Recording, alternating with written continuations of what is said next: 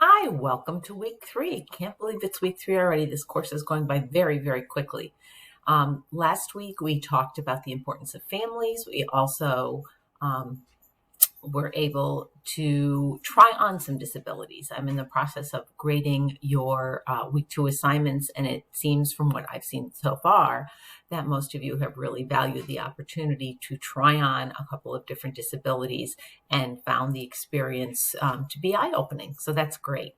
For week 3, we're going to talk about physical or health impairments, deaf and hard of hearing, low vision, and blindness. And we're also going to talk about inclusion. So we're going to keep talking about historical and philosophical trends. We're going to talk about the implications of these specific disabilities. And we're going to talk about modifications and accommodations for students. So just very briefly, and I've commented on many of your papers, I will introduce you to my office mate. This is Countess Basie. She's a therapy dog. She's decided she has to come help me say hello to all of you. So again, I was saying accommodations and modifications. Accommodations are what a 504 plan does, can also be in an IEP.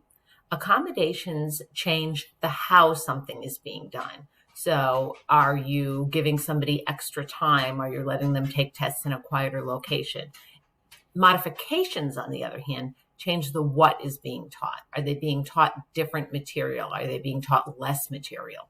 So keep in mind, accommodations are how, modifications change what, can help keep those two defined in your head as you're thinking about them. So this week, you're going to be able to demonstrate an understanding of hearing and visual impairments as well as physical and health disabilities. You're going to talk about different causes and critical issues with regard to those disabilities. And again, talk about modifications and accommodations. And you're going to talk about that in the context of least restrictive environment.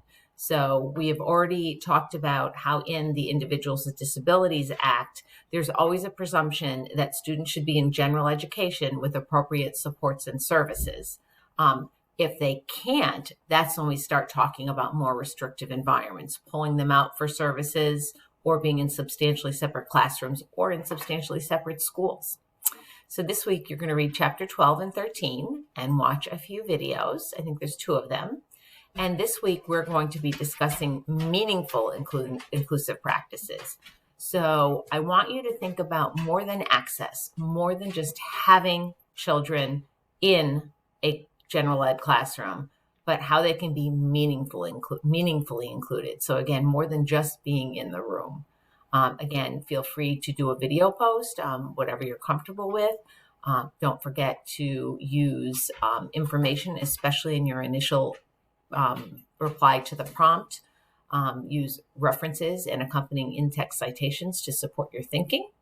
And I'm looking forward to hearing about inclusion. I think right now it's a pretty hot topic, and hopefully we'll have some robust conversation about that.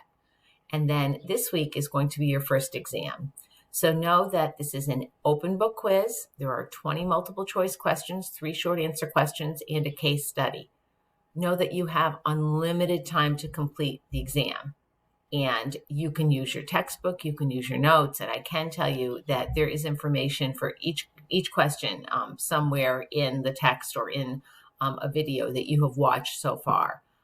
So best of luck with the quiz.